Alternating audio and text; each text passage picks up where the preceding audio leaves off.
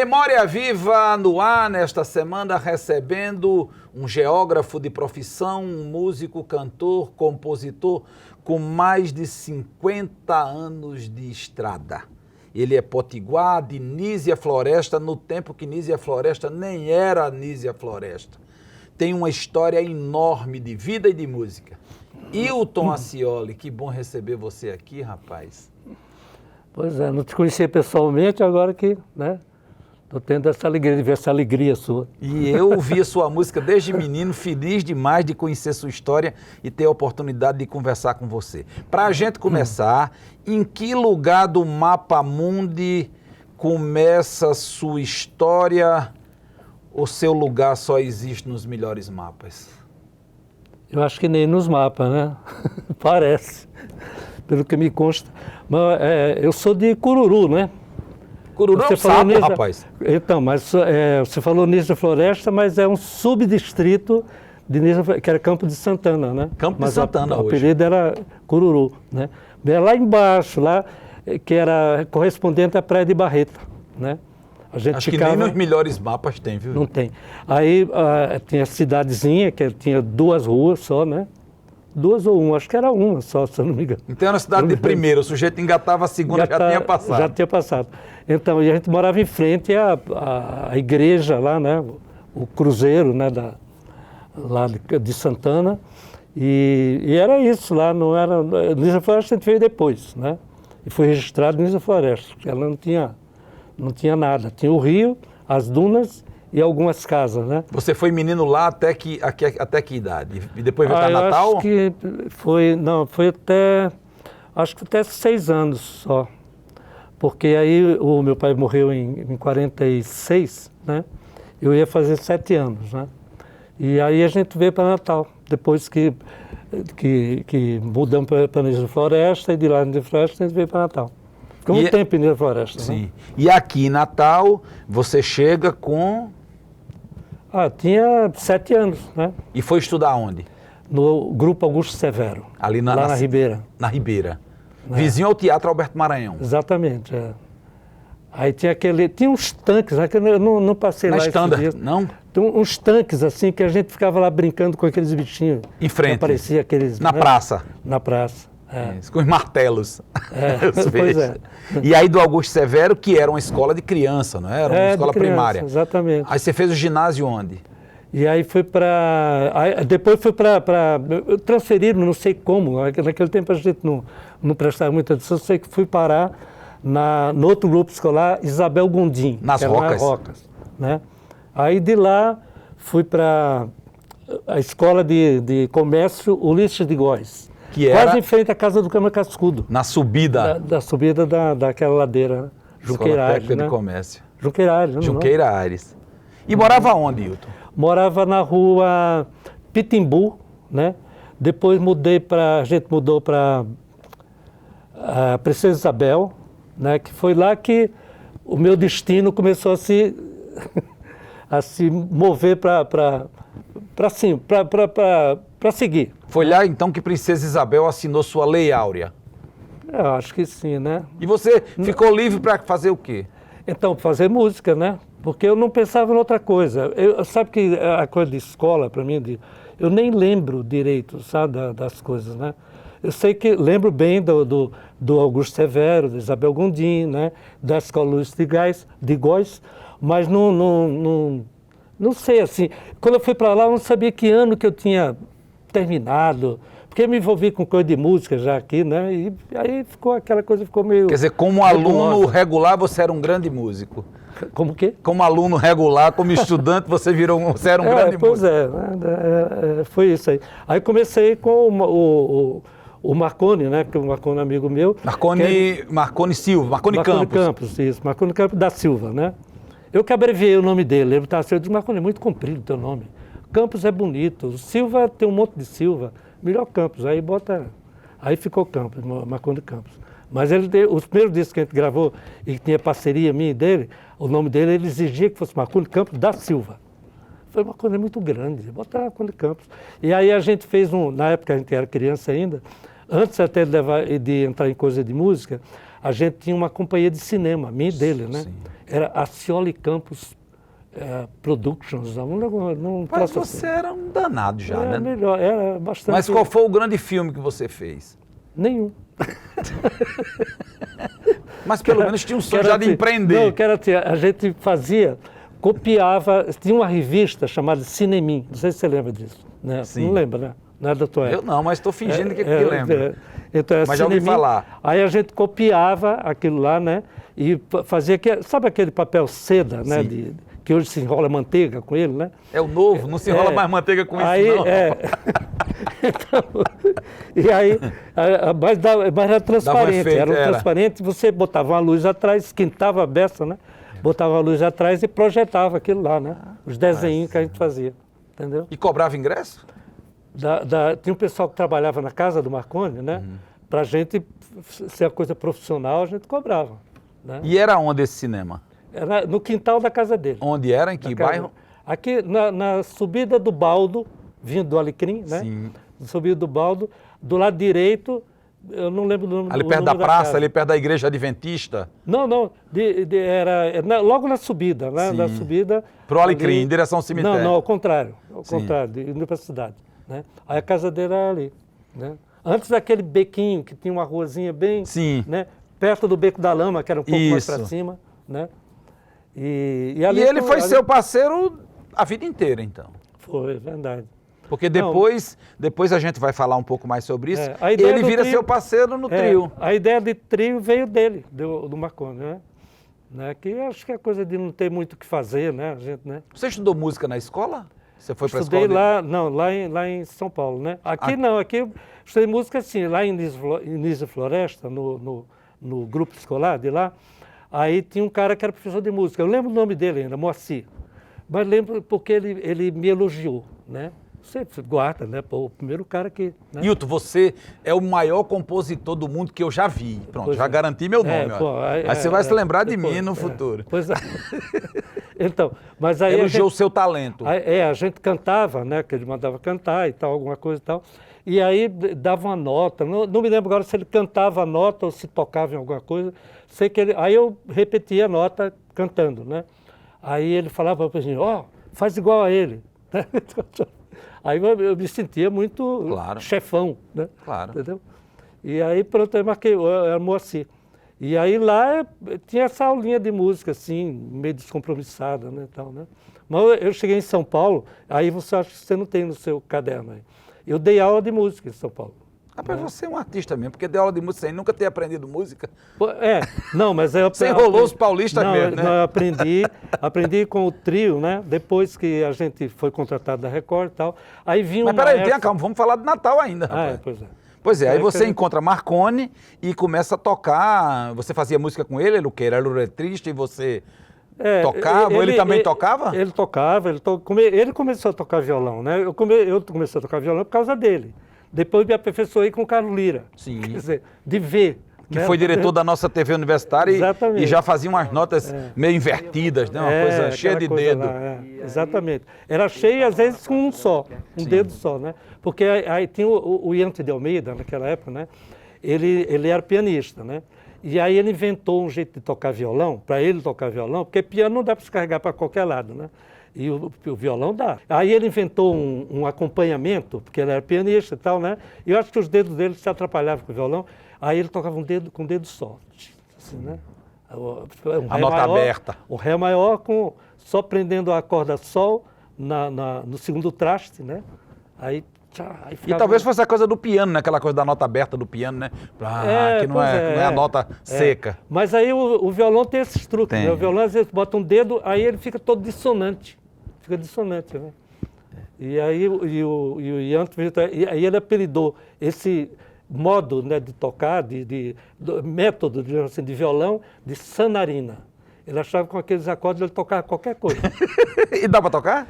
Lembra de sanarina? Lembro. Sanarina, o vidrinho era um remédio, né? Roxo, bem roxo, né? E dava para tocar? Você comprovou se dava para tocar?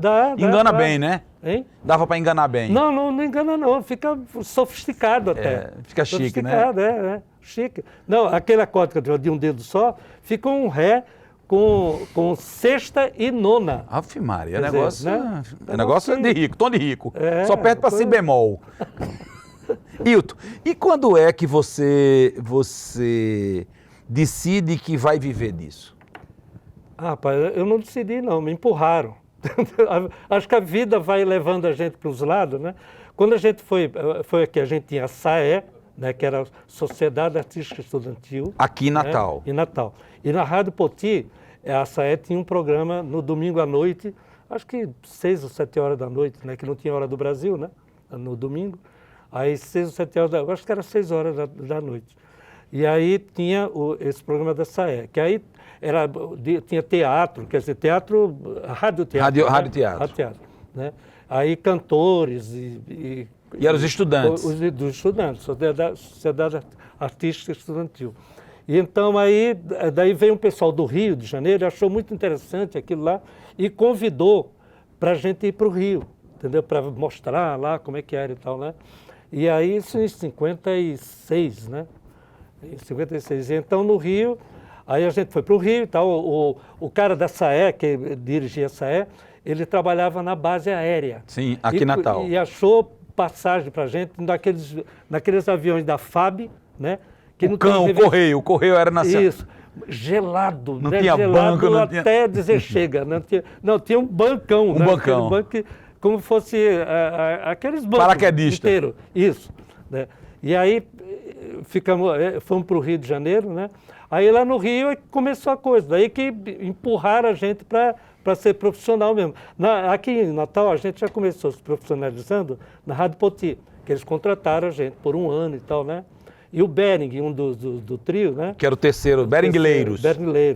Ele, como era muito ligado, era o mais velho da gente, né? Ele era o cara mais cuidadoso. Eu tinha 15 anos, mas com 17 e ele 19, né? Na época, né? E então aí ele cuidava mais dessas coisas. Aí quando a gente foi para o Rio, ele pediu para o Ribamar, que era o diretor da Rádio Poti naquele tempo, né? José Ribamar, acho que é o nome dele. E aí pediu uma carta de apresentação para a Rádio Tupi do Rio. Que eram irmãs. Isso. Dos associados. A rede associada das emissoras associadas, né? Aí levamos essa carta para lá, né? Para o Rio. E quando a gente chegou lá, deu tudo errado em relação aos estudantes, né? Porque tinha greve de bonde dos estudantes para parar o bonde. Sim. Né?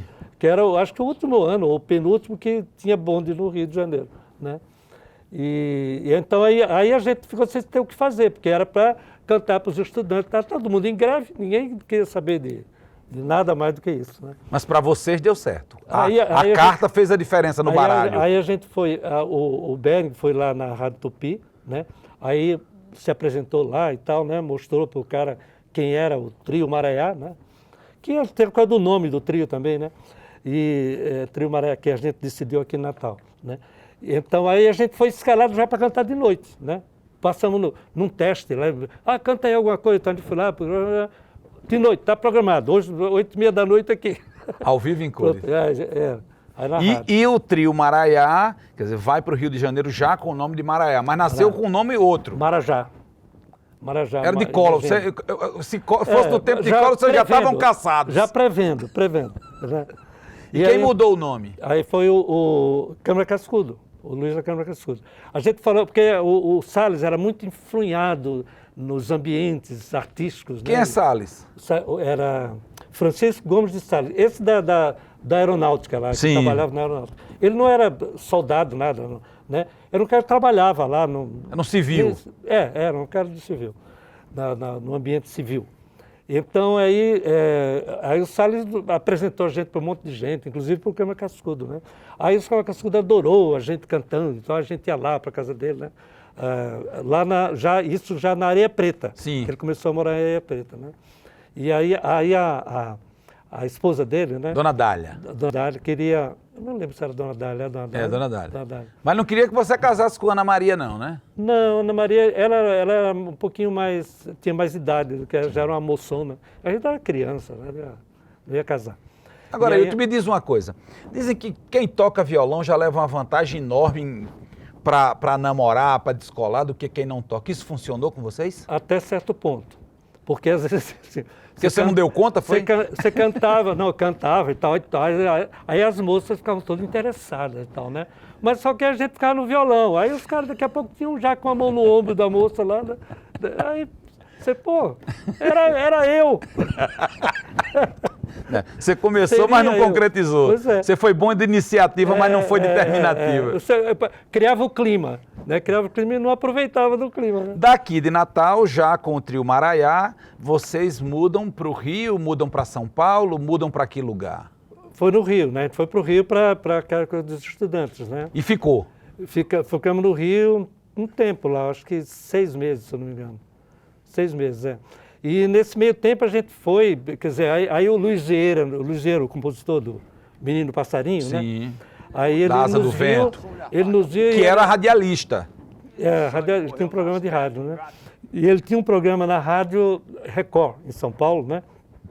Aí ele nos viu num estúdio de gravação, no Rio de Janeiro, né? Quer dizer, vocês já frequentavam o estúdio nessa época? Porque foi uma coisa muito rápida. A gente ficou morando no Rio, cada um morava num lugar, né?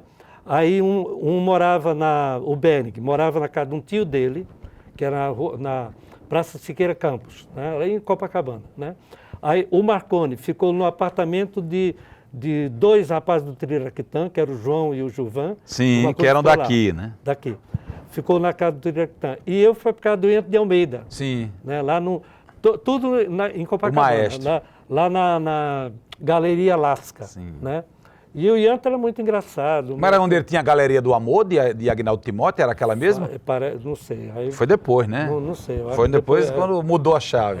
Exatamente. Agora, Ailton, vocês, então, jovens, começam a ter uma carreira de profissionais. Verdade. Só voltando um pouquinho, o nome do trio, né, era Marajá. O Câmara Cascudo mudou para Maraiá.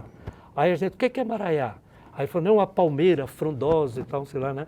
Aí eu procurei em tudo que é lugar essa palmeira, em tudo que é livro e dicionário de folclore, nada, né? Nem no livro dele tinha, né? E aí... Mas ficou muito mais melodioso do que...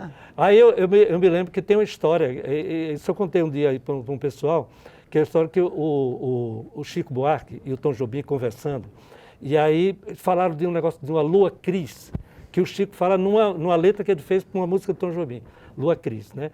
Aí eu dei no livro do Câmara Cascudo e tal, sei lá, e aí o Chico disse, só que eu fui, ele fala que é uma lenda do Maranhão, só que eu fui no Maranhão, perguntei lá dessa lenda, ninguém sabe nada. Mas era o povo antigo, né, rapaz? Ninguém sabe nada disso, né? Aí igual o Maraiá. Eu desconfio que o Maraiá também ficou foi nessa levada aí. Mas como reza a lenda, né, o cabeça mestre, essa história está mais ou menos... Se você viveu esse tempo, não, então fique calado, acredite ou não. Agora, você continua com música lá no Trio Maraiá, e no Trio Maraiá você tem um momento importante na história da música popular brasileira, que é seu encontro com Geraldo Vandré, a explosão com Disparada e com tudo mais. É sobre isso que eu quero lhe ouvir daqui um pouquinho, para você contar aquela história que ninguém sabe. Memória Viva, dá uma paradinha rápida, eu estou conversando hoje com o potiguar Hilton Acioli, compositor que fez canções que você nem imagina que esse cara foi capaz de fazer. A gente volta já.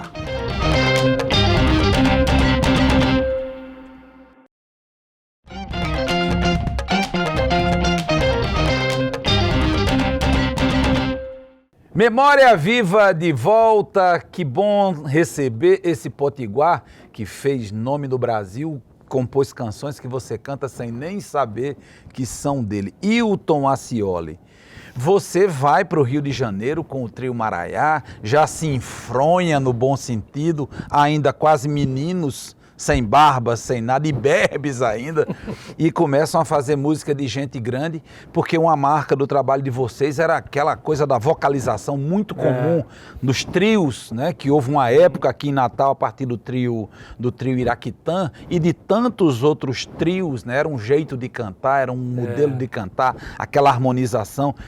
Quem fazia o que no trio? Era você, Bering e Marconi? Marconi. Então, naquela já época, nessa fase, vamos dizer, profissional. Profissional. O Marconi começou a tocar violão primeiro, né? E aí ele tocava violão. Eu tocava um afoxê e o Bering tocava o tantã, aquele bombinho, o tambor. Né? Aquele tamborzinho.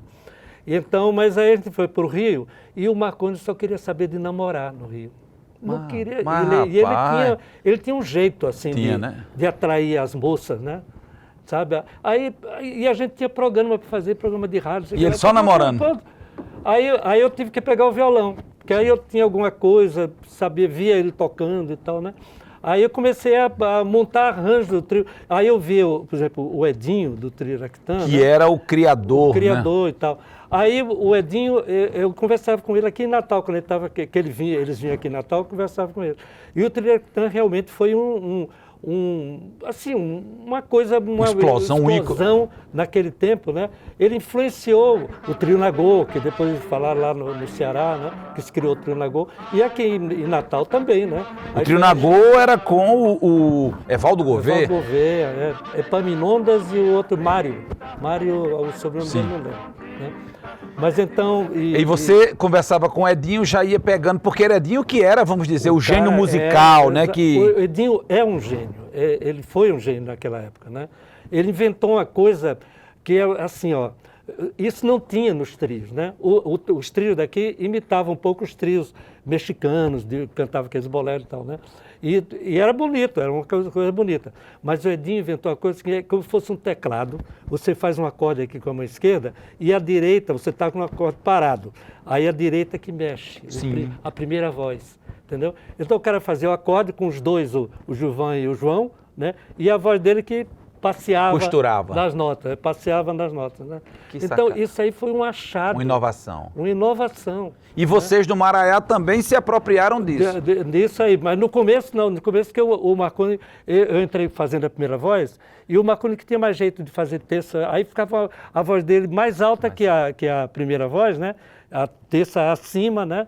E aí, depois que eu percebi esse jeito com o Edinho, né? Eu falei, não, eu tenho a voz mais aguda que você. Eu vou para lá, para cima, e você ficar no meio, né? E o Bering tinha a voz mais grave, ficava mais, né? Aí equilibrou. E aí pronto, aí ficou isso, né? E ficou parecido naquele momento, ficou bem parecido com o Trio Iraquitã, né? E nasce um primeiro disco daí? Não, primeiro disco, lá no Rio. Já empurraram a gente que cantava no Cabeça Chata, que era do Manezinho Araújo. Manezinho Araújo. Né? Que o Aldeir Soares, que era outro daqui, cantava lá. Você daquele túnel Rebouças, né? Que ia desembocar ali em Copacabana, né? Isso. Aí, do túnel Rebouças, você já ouvia o tantã do Aldeir Soares, tum, tum. O zabumba. Eita, meu sertão pegando fogo. Eita, que era Aldair Soares, o pau de arara. Pau de arara. Ele que exigiu isso, o Aldair na televisão, lá no Canal 6 do Rio, né? Da Tupi, né? Aí tinha um negócio assim, que era uma câmera, a televisão estava começando, era nos anos 50, né? 56, né? Lá. Aí o cara tinha uma câmera só, né? Aí ele ficava pulando, correndo, e a câmera atrás dele. Doida. Aí ele falou, uma câmera só para me pegar? Não pega, não. Aí ficava assim. Agora, essa coisa da câmera só para lhe pegar, tem um personagem que depois entra e também entra nessa aí, que vai cantar numa televisão e vai cantar nos lugares e faz essa coisa da apresentação andando, que é o paraibano Geraldo Pedrosa. De Araújo Dias. Vulgo Geraldo Vandré.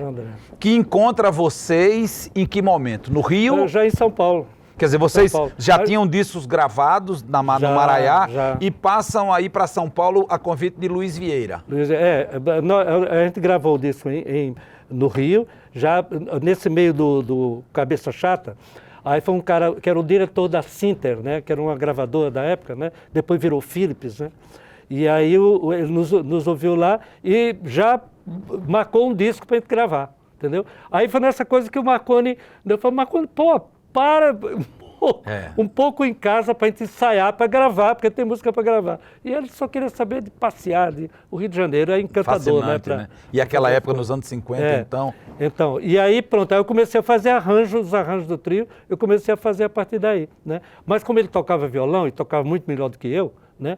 Aí eu fazia os arranjos, bolava as coisas e tal, e passava para ele. Entendeu? Aí ele se sentia confortável e tal. Namorava e se garantia. Vinha lá, só pegava o violão e... Feito. Né? Agora, esse sucesso inicial no Rio de Janeiro credencia vocês para gravar o disco. E aí, onde é a mudança para São Paulo? O Luiz Vieira nos vê numa desses estúdios de gravação, ele nos viu lá, E aí convidou para a gente ir para São Paulo. Tinha um programa e tal.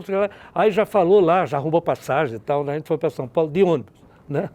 De ônibus. Aí fomos para lá, aí para cantar num programa que ele tinha que chamava-se O Clube Abre às 5. Era de uma senhora que fazia o programa daquela Sônia Ribeiro, né? O nome dela, que era a esposa do Blota Júnior, que era um dos caras da Record lá. Que era um apresentador famoso. Isso. Ele ele apresentando a gente, o trio, ele fala, os rapazes de Areia Preta. Ele gravou Areia Preta, e que era aqui da Tó, e eles apresentavam assim, né? Então, aí fomos lá, aí a gente cantou no programa, aí aquela meninada toda, que eram 3 mocinhos, 3 meninos, né, cantando, né? Aí aquela mulheradinha que vai sempre, né? Todo mundo delirando, né? Mas não fizeram como o Vanderlei Cardoso, não rasgaram sua roupa, não. Não Nunca chegaram. Não, Mas de Marconi rasgaram. Era capaz, se ele deixasse, era capaz. Então, e aí vocês começam a cantar em São Paulo. Aí o Luiz nos botou numa sala lá, para cantar, a gente não sabia, não vamos porque cantar para o pessoal que eu vi e tal. Aí eram os diretores da rádio. Aí já contrataram naquele momento, já ficou contratado. Aí a gente ia voltar para as mães... Não, para Natal. Natal, que era, a gente foi para o Rio de Janeiro para ficar um mês e voltar. Com os estudantes, já estavam há quanto tempo já? 6? Aí já estava há uns 6 meses, né? E aí é onde vocês encontram Vandré?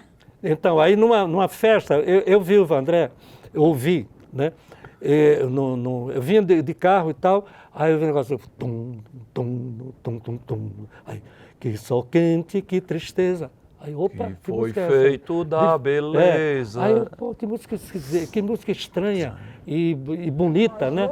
Aí foi isso aí que diferente, me atraiu o Vandré. Né? Aí quando eu encontrei ele numa festa, a gente foi cantar numa festa, o trio e tal, né? Aí ele estava lá, né? Nem me lembro que festa que foi, algum lugar, um apartamento qualquer de alguém. Aí ele estava lá, eu cheguei para ele, pessoal, eu quero conversar com você, porque eu vi um negócio teu e tal, aí a gente ficou amigo, a partir dali e tal, né? Aí a gente ia gravar um disco, né? Aí eu comecei, como ele era letrista, botava letra em tudo, né? Aí eu chamei todos, o Marconi, inclusive, né? O Eli Arcoverde, que era um pianista, super pianista, né? Que da época lá. O Eli é daquele time do Hermeto Pascoal, do Heraldo do Monte, né? Ele tocava nesse meio aí, né? E a gente ficou muito amigo e tal. E aí o Eli tinha uma música também, uma música chamada Lindo Lindo. Tem num disco do trio, né?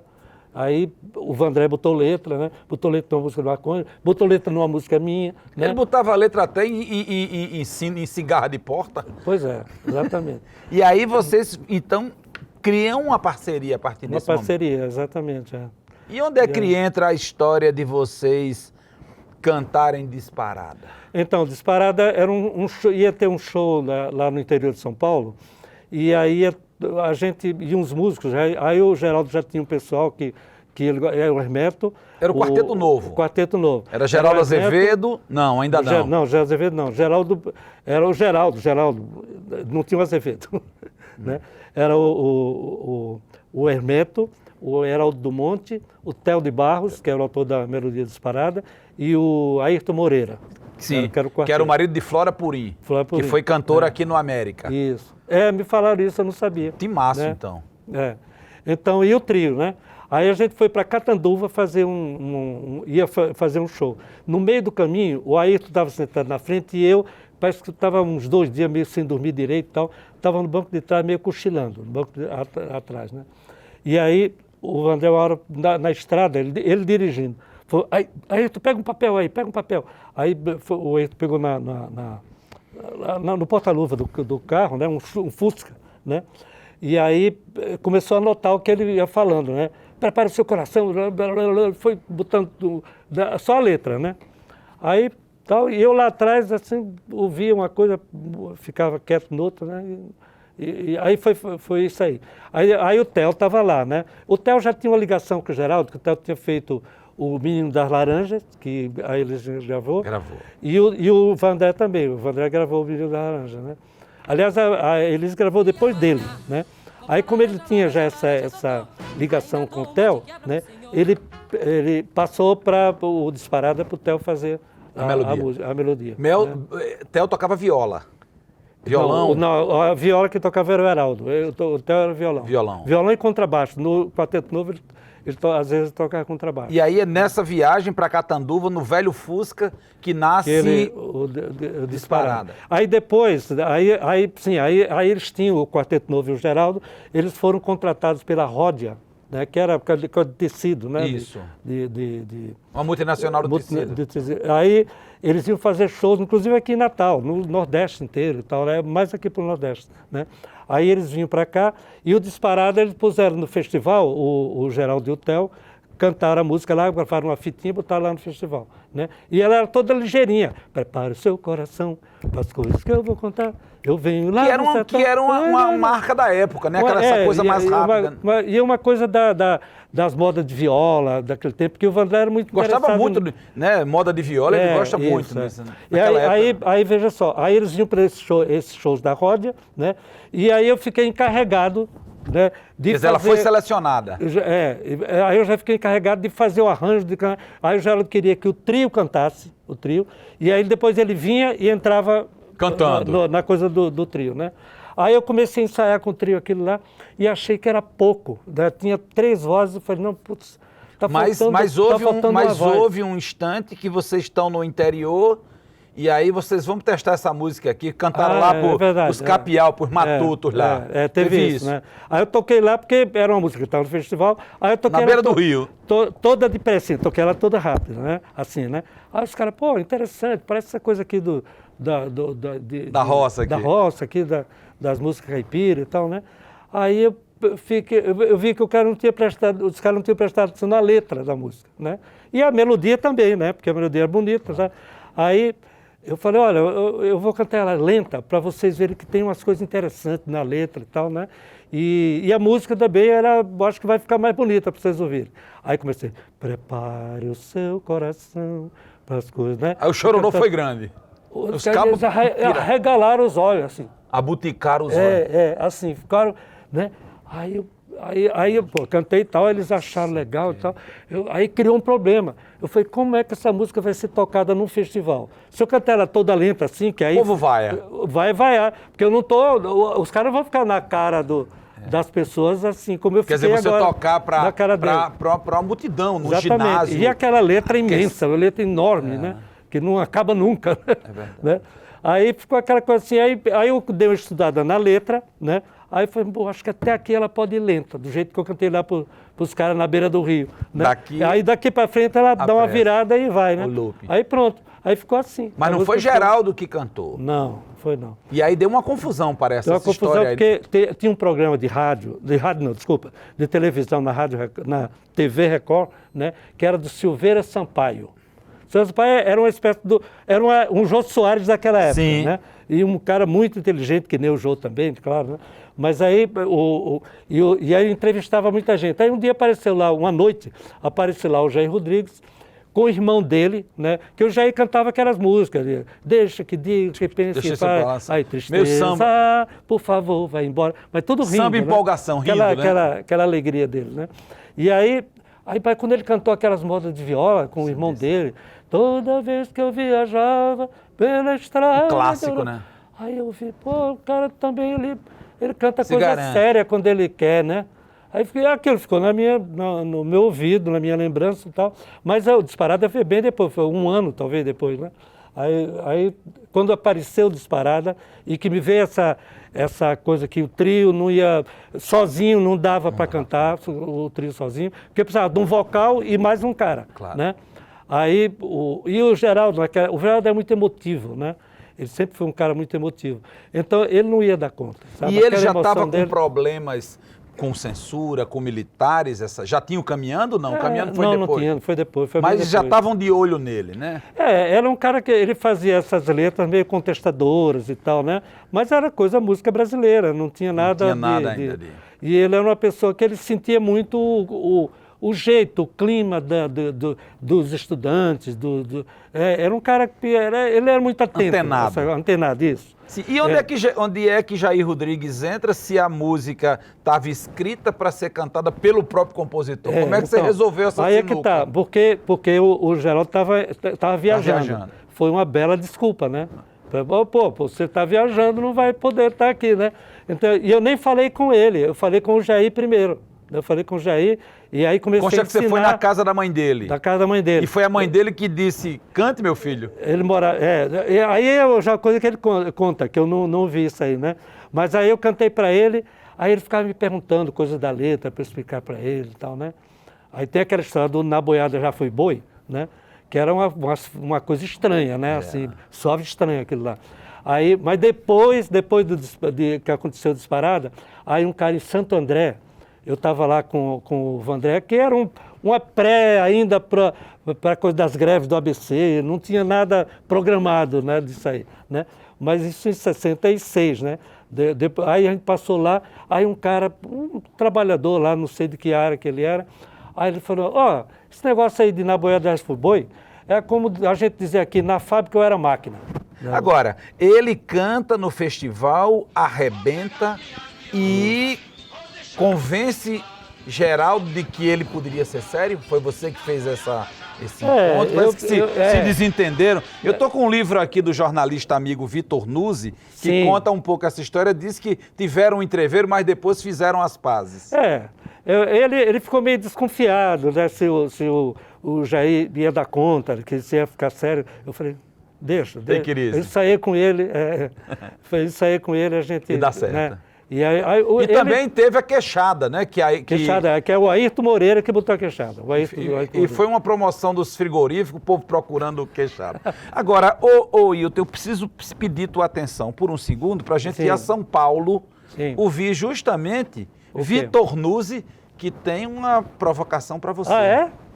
Você pediu uma pergunta, Ciro. A minha pergunta claro, teria que ser relacionada ao Vandré, né? Publiquei um livro sobre ele em 2015 e eu queria lembrar aqui que o Vandré ajudou a formar, a manter 3 grupos importantes da nossa música, embora de vida curta, que foi primeiro o trio e depois Quarteto Novo, o trio Maraiá, do qual o Wilton fez parte, e, na minha opinião, é responsável pela melhor, a mais bonita gravação de Caminhando, e, por fim, o Quarteto Livre, já em 68. Eu queria saber do Wilton como é que era a relação do grupo com o Vandré, se ele era controlador, se ele era, né, pegava no pé de vocês, como que eram também, você fez também parcerias, várias parcerias bonitas com ele, como é que funcionava essa parceria? Era fácil? Era difícil? Como que era a relação de vocês como parceiros musicais e também como intérprete e grupo vocal instrumental? É isso. Obrigado, Ciro, pelo convite, pela oportunidade. Um grande abraço para você e para o Wilton também. Grande, Vitor. Tá aí a provocação. Agora eu quero lhe convidar para pensar um pouquinho, a gente tomar um pouquinho de água, porque nós vamos fazer uma paradinha e ele responde daqui a pouco. Memória Viva, volta já.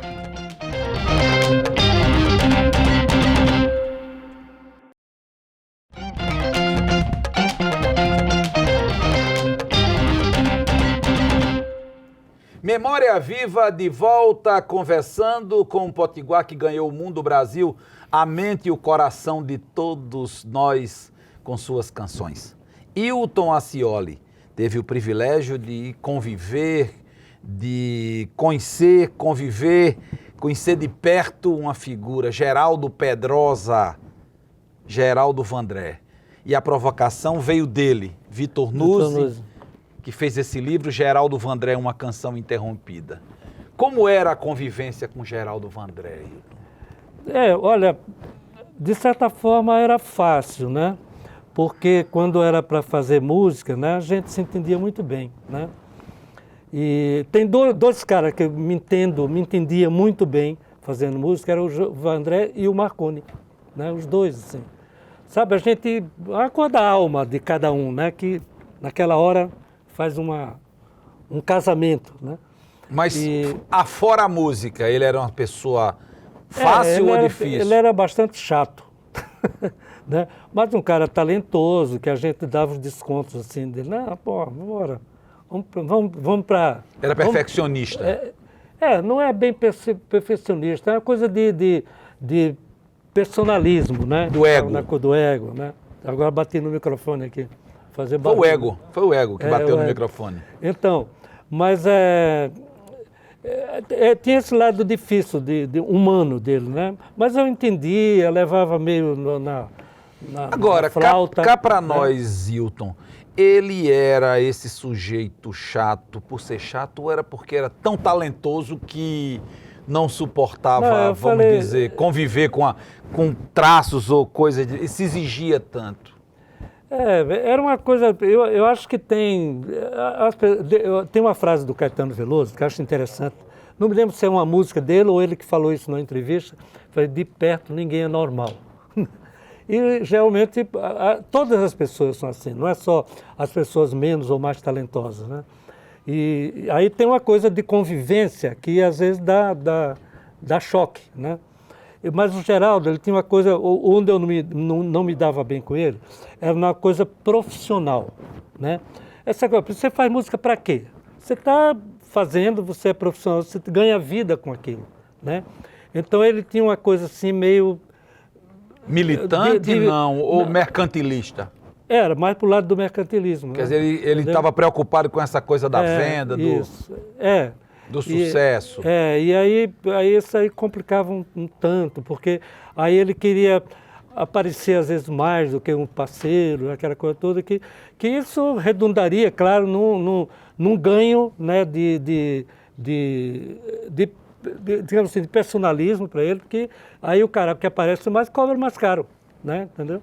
Então tem essa coisa, mas eu acho que é uma coisa do ser humano, isso aí é difícil mesmo, muita gente tem isso, muita gente se desentende às vezes por causa disso, né? O Vitor Nuzzi, né, foi interessante, eu conversei bastante com o Vitor, né, e ele é muito fã do Geraldo e tal, né, e aí tinha coisa assim que o Vitor, como fã, né, cara admirador do Geraldo, aí era difícil às vezes entender esse tipo de coisa e tal. Aí eu acho que ele perguntou mais para esclarecer um pouco mais isso, né? Mas é uma coisa humana que eu acho que é uma dificuldade que todo mundo tem. Você no trio Maraiá vai para a música, mas depois você some da cena musical, o grupo some da cena musical, acabou a validade, os grupos o trio, os grupos vocais não tinham mais espaço na música, no cenário da música, é por isso que vocês vão para fazer música para propaganda? Foi um tanto por isso aí, porque sabe que as coisas dá impressão, de repente são coisas novas que vão surgindo, diferentes pelo menos, né? Não novidade total. Por exemplo, uma novidade total que teve na música foi a Bossa Nova. A Bossa Nova foi uma coisa que praticamente zerou, sabe? As coisas agora vão ter que ser feitas de outro jeito. Foi ela que acabou com os grupos vocais? Não, ao contrário. A Bossa Nova, ela teve os cariocas, né? Aquele grupo, os cariocas, que era um quinteto, né? Do Severino Filho, do Quartera, eu lembro o nome de alguns deles, né? Mas, que eles cantavam a moda dos trios, canções de bossa nova, samba canções, aquela coisa, era os grupos vocais aplicados à bossa nova. Mas por que os grupos não seguiram em frente? Porque ninguém dançava mais bolero? Samba canção? Talvez as coisas vão mudando, né? Vão mudando e naquela época, olha só, por exemplo, eu vi muito grupo em São Paulo, tem um grupo Rumo, que é um grupo de gente boa, o Luiz Tati, um monte de gente lá, né? E eu via, a gente ia no show deles, abarrotava de gente. Mas era no Lira Paulistana, né? Bem pequenininho o teatro, ali na Benedito Calixto, né? Também no Sesc Pompeia, né? Teve também que era maior, tinha 2 lados. Ficava o palco no meio e o ambiente lá. Acho que iam ouvir na Ozete. Então, pois é. Mas aí tinha de gente, por que isso não está na televisão mostrando, por que né? Agora, vocês vão pro jingle. Onde é que toma essa decisão de virar a chave? Não vamos mais fazer música, vamos fazer música agora para os outros. Não, música para vender. A gente não tomou a decisão. É que os programas de auditório ou os programas de televisão daquela época que seriam musicais, teriam música, né? Não tinha mais. Só restava o Chacrinha e o Silvio Santos. Aí não dava para harmonizar, não. Não dava para cantar harmonizado, não. Você até ia num programa desse, até ia lá. Mas não era um programa que você ia fazer um programa seu, como tinha na Record um tempo, né? Que era um programa, tinha o Conjunto Farroupilha, que era um tremendo conjunto gaúcho, né? E do trio mesmo, cantou, inclusive nesse tempo até substituiu O Conjunto Farroupilha, que um tempo que eles viajaram, sei lá, a gente cantou lá, fazia o programa da Record, né? Foi então fadiga de material, foi a mudança do tempo. Mudança do tempo. Foi o meteoro que acabou com o mundo dos dinossauros. Não, e tinha também a coisa da política, né? Naquela época que mudou, o Brasil mudou de repente, né? Aquela coisa dos militares, foi um apagão assim que teve nessa área musical, né? A música de vocês dá a impressão que era uma música militante. Desse grupo, parece que você era o mais político ou os outros também tinham mais uma ligação, uma atuação mais política? O Marconi, como o Marconi só namorava. O Marconi que só namorava, mas quando ele casou, aí ele tomou jeito, né? Aí começou a pensar na música mais seriamente e tal, né? Eu, inclusive, aprendi a escrever música, né? Por necessidade mesmo, antes do Marconi, entendeu? E ele era um cara que ele era até mais curioso do que eu para aprender coisas. E Behring era o homem dos negócios. E era o homem dos negócios. E vocês então criam vão trabalhar produzindo jingle. Jingle, Então, aí, primeiro a gente trabalhava em jingle cantando só. Sim. Ele chamava para a gente cantar, né? Aí a gente gravou muitas coisas lá naquele tempo. Qual foi o jingle vendendo produto que você lembra que fez mais sucesso? Da época de composição, Sim, você diz? Da época de jinglista. Teve algumas assim, talvez não sejam muito conhecidas por aqui, foi conhecida lá, né? Lá em São Paulo. Tinha uma do Conhaque Dreher, tinha coisas da... Tinha uma que eu fiz, né? Que o Behring, né? Ele produzia também, né? Mas aí o Behring me chamava, pediam para ele fazer um jingle, aí ele me chamava para fazer esse jingle que pediram para ele, né? Aí tem uma que eu cantei naquele primeiro Memória Viva, em 1993. Foi um jingle que virou música, né? Eu tive jingles assim, que virou música, né? Teve um cara, por exemplo, de uma... que ele gravou, eu chamei para ele gravar comigo, uma música que depois virou música, chamada Cantiga da Serra, né?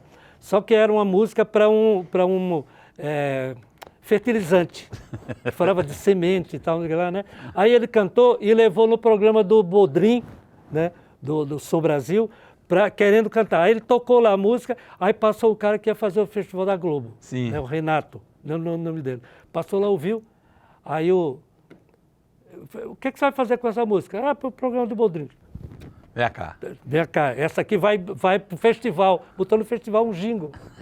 Né? Mas é porque talvez você fizesse jingle muito mais canções do que jingle no formato que tem se feito muito. Agora, você fez um jingle que até hoje é cantado, nesse momento, 2023, é evidente que precisa atualizar um pouquinho a letra, que é o jingle do América. Alguém ligou lá para o estúdio que a gente trabalhava em São Paulo, o trio era contratado lá do estúdio Eldorado, né? Aí ligaram para lá, aí eu tinha que fazer um time de Natal, Rio Grande do Norte e tal. Aí passaram para a gente fazer. Mais fácil. Aí a gente fez, né? O Marconi que trabalhou mais nesse jingle. Ele fez o arranjo de orquestra, fez a melodia, e eu e o Behring fizemos a letra. Eu não vou cantar porque eu sou ABCdista, os caras vão dizer então, que eu estou cantando errado. Você ter virado a casaca, né? Falando de jingle, tem um jingle que eu queria comentar aqui com você, mas eu queria pedir a opinião de dois craques desse negócio de jingle, que são os irmãos Garfunkel. Vamos vê-los? O Lula Lá é uma coisa que marcou muito todo mundo. Né? Lula Lá é muito... Lula Lá, brilha uma estrela. Eu nem sou super petista, nem fui, mas eu me emociono com isso. Esse achado do Lula Lá, né? A interação. Sabe, é muito sintético. Lula Lá, acabou. E o Lula Lá? É de quem? Nasce como? A letra, essas duas palavrinhas, Lula, Lá, né? O Paulo de Tarso da Cunha Santos, né? Que a gente é amigo e tal, e ele me passou isso por telefone, né? Você era petista? Ou ainda é? Olha, não é que eu sou petista, eu sou um cara da esquerda, eu acho. E aí você recebe o Lula Lá, e aí faz o quê? Aí eu comecei depois, naquela hora que ele me passou, foi, eu acho que em fevereiro do ano que ia ter a eleição, de 89, né? Janeiro, final de janeiro, fevereiro, por aí. Ele passou por telefone, aí eu não levei a sério aquilo lá, uma brincadeirinha e tal. Mas ficou aquilo, guardei na memória. Mas quando eu comecei a tentar fazer uma música, né, que era um samba, imagina, era um samba, tá por aí na internet, né? Aí era um samba porque na época a gente conversou, aí como o Lula era um cara lá que estava lá em São Bernardo e tal, né? A gente queria mostrar ele para o Brasil. Olha, então a gente pensou, na conversa das pessoas que iam participar da campanha, né? Aí eu, vamos fazer uma coisa que seja mais Brasil, mais uma coisa assim e tal. Aí Brasil, você lembra da Aquarela do Brasil? Exato. Você lembra isso aqui é um pouquinho de Brasil, né? Coisa do Ari Barroso, do Assis Valente. Ufanista, né? Aquela coisa ufanista. Aquela coisa assim, né? E ao mesmo tempo bonita, né? Que uma das emoções maiores que eu senti foi ouvir a Aquarela do Brasil em Viena. Quer dizer, ouvir não, cantar a Aquarela do Brasil, com o trio, né? A gente cantando. Pô, é uma emoção indescritível, né? Como hoje é o Garota de Ipanema. Aí o samba era assim, vai lá e vê planaltos, rios, verdes matas, vai lá e vê que a alegria já esperou demais, vai lá e vê índia branca, mulata, negra, tua gente, vai lá e vê tão pura a mistura que te faz. E sendo assim, Brasil, rompe a cortina do passado pra fazer numa alvorada despontar a estrela, serena luz guiando a nossa esperança se espalhando lá, é Lula, Lula, lá. Bonito. Né? Mas é um samba enredo, mas é uma disparada, né? Agora, não é um jingle, né? Agora é com você, agora com o PT, mas aí ficava muita gente apoiando, aí o Ricardo Couto que você conhece, se você fosse fazer a música falando de todos os partidos que apoiavam, não cabia, não. É um samba enredo, como você falou agora, né? Aí ficou, agora com você, agora com o PT, um negócio assim, né? Falava, aí agora para valer, em vez do PT, trocou. Né? E onde é que muda essa chave? Diz, rapaz, tá legal, mas não deu liga. Pois Foi a pesquisa que testou, fui mostrar para eles, né? Fui mostrar para eles a música da campanha, né? E o Lula vinha, era uma noite lá num diretório do PT e tal, na Vila Mariana, e aí fui para lá mostrar e tal. Aí eles gostavam muito de uma frase que era assim, sendo assim, Brasil, rompe a cortina do passado, que eu lembrava do Ari Barroso, Ari Barroso. Abre a cortina do passado, né? Rompe a cortina. Aí eles vibravam, é isso mesmo, rompe a cortina, vamos fazer tudo novo e tal, rompe a cortina do passado, vamos pular nem percebiam que no inconsciente eles tinham Ari Barroso, né? Exatamente. Aí, veja só, aí eu fui cantar a música lá pro pessoal, né, na noite, que o Lula viria, ele era deputado constituinte, né? Isso. Naquela época. Vinha para ouvir, ver o material da campanha e tal, eu ouvia a música, né? Aí estava lá e tal o pessoal, aí estava o Vladimir Pomar, o Luiz Mercadante, o Ricardo Couto e tal, né? Aí eu cantei a música, né, cantando e tal, e eles meio querendo se requebrar no samba, né, e tal, né? Aí gostando, deve ser bom, rompe a cortina do passado. Ter visto Mercadante querendo requebrar. Pois é. Aí eu cantava para eles, olhava para a cara deles, aí eu pensava assim, eu acho que a música não é essa, é uma outra coisa. Aí eu saí de lá com um amigo meu, Oswaldo de Mello, aí saí com ele e a gente foi tomar uma cerveja, sei lá o que, num barzinho, tomar um café, nem me lembro o que. Aí conversando e tal, aí ele falava, porque tem que falar do socialismo, não sei o quê. Aí eu ficava pensando, eu falei, Oswaldo, acho que a gente está com um problema, eu tenho que fazer outra música, porque não é essa não, né? Aí fui para casa, né? Assim, aí os caras falaram, o Lula não pôde vir, ele não veio aquela noite, ele não pôde vir de Brasília e tal, mas amanhã ele vem. Aí foi, que hora? Aí ele deve estar aqui 2h da tarde e tal. Aí eu falei, tá bom, então aí você vem amanhã de tarde. Eu falei, tá bom. Vem à tarde, eles não falaram hora. Vem à tarde. Tá bom. Aí fui para casa. No outro dia de manhã, aí me bateu na testa que Lula lá brilha uma estrela. Lula, que tem uma coisa meio infantil nesse Lula lá brilha. Sabe, né? Aí vem a coisa infantil, já fica na cabeça, coisa de criança, aí Brasil criança na alegria de se abraçar. Pronto, aí estava feita a coisa, né? Aí tem aquele valeu a espera, né? Eles começaram a gostar dessa frase também, valeu a espera, porque Estava 30 anos sem ninguém Quer votar dizer, para presidente. cada frase que você usou, ela tinha um Tinha alguma subtexto. coisa. Essa coisa do esquerdopata. Então vamos falar em esquerdopata, vamos ver um esquerdopata mó aí. Sinceramente, não esperava ter tido a surpresa de te ver hoje aqui, Hilton Fioli. Porque eu não sei se você sabe, essa música, ela tem um significado muito grande na minha vida. Eu fiquei preocupado com ele. Fiquei passar a mão na cabeça dele. Calma, rapaz. Você queria matar o velho, rapaz?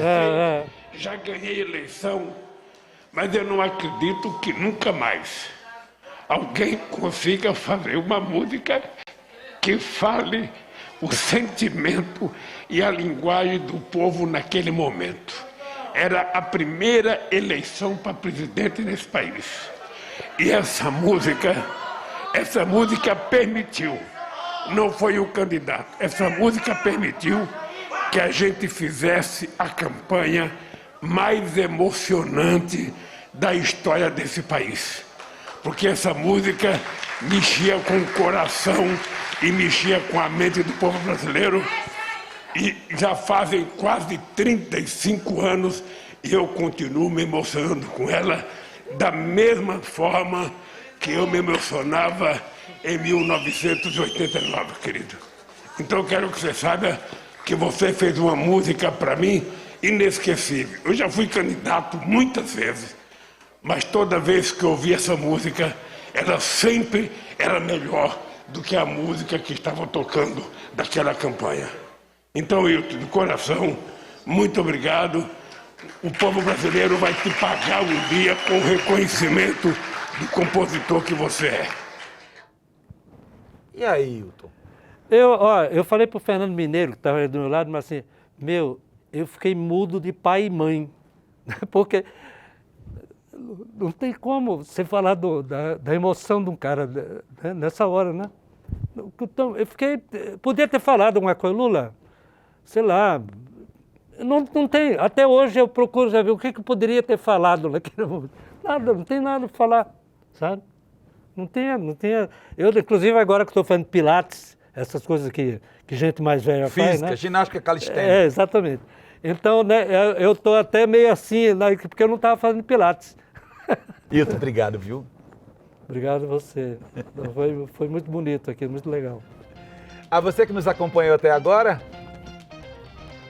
Memória Viva fica por aqui. Até semana que vem.